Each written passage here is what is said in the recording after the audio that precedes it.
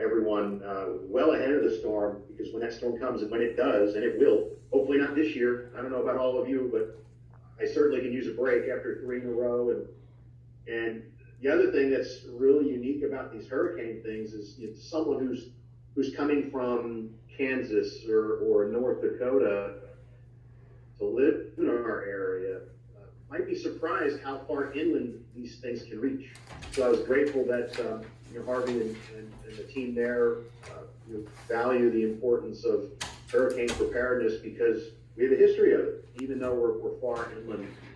So a lot of the things I want to share, you know, I hope you learned something from one aspect or another other aspect of it. I like to look back at the previous year because there's some things that we can learn from that. You know, as an agency, the National Weather Service is highly introspective. You know, I wanted to share information about that. What makes the I-95 corridor there in Robeson County and the surrounding areas unique, that might have to kind of ramp up what we do in case there's a tornado watch based on tornado history.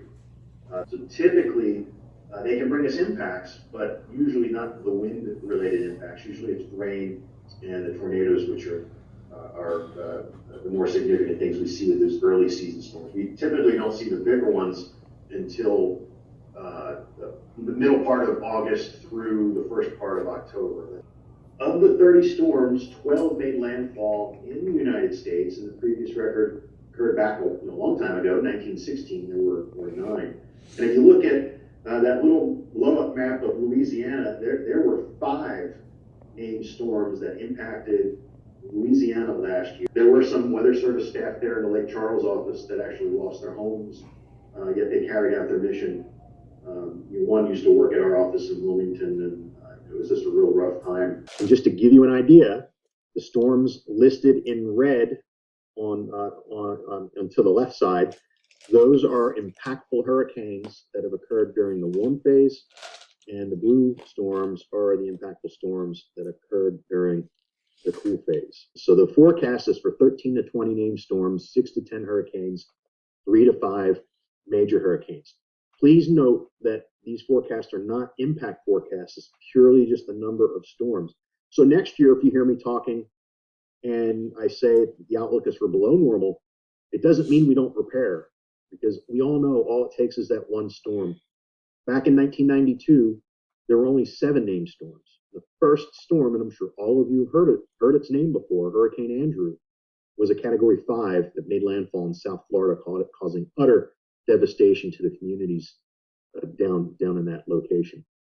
So in the end, you might ask me, well, what's the worth of these forecasts? And on paper, it might not be worth much because it doesn't talk about impacts. But in reality, it gets us talking about hurricanes and impacts, regardless of what that forecast is. I think it's a great rallying cry for that process to begin this time of year, and talk about why we are at risk. What are our vulnerabilities? What do we need to be doing to better prepare? So I'm grateful for these forecasts, but as a forecaster, I can tell you they go wrong. It's an extremely difficult profession to be in, especially when you're trying to predict something 5 months from now. So think long term, think trends, and in the near term, when we are threatened by a storm, start looking and thinking at impacts. What does this mean for my community and surrounding areas? When we talk about major hurricanes, as Category 3s, 4s, and 5s, when do we typically see the return of those? And I, for Robeson County and surrounding areas, I think both of these numbers are important depending on the direction the storm comes from. This would be more of a Yugo type of an event down here. And what we're looking at is a 22 to 23 year return period of a landfalling major hurricane in northeast South Carolina, and every 17 years for Cape Fear area.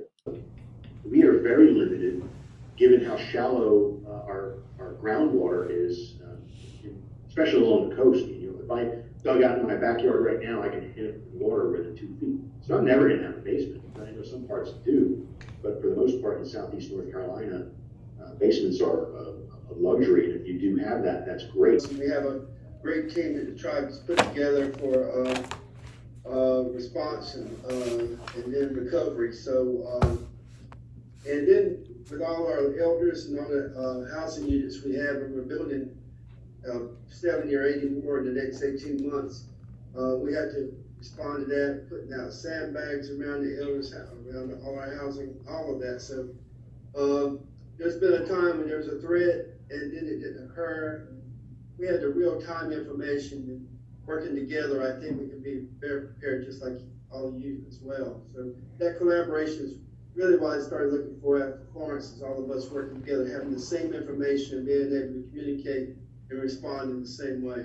Those forecasts are the ones that we should be trusting when we look at them, not some post of a Category 4 model that's shown making landfall at Calabash, yet 999 other models don't show that. But people want clickbait. They want you to spread this type of information. And that ties into my last point, validate before sharing. Know your source.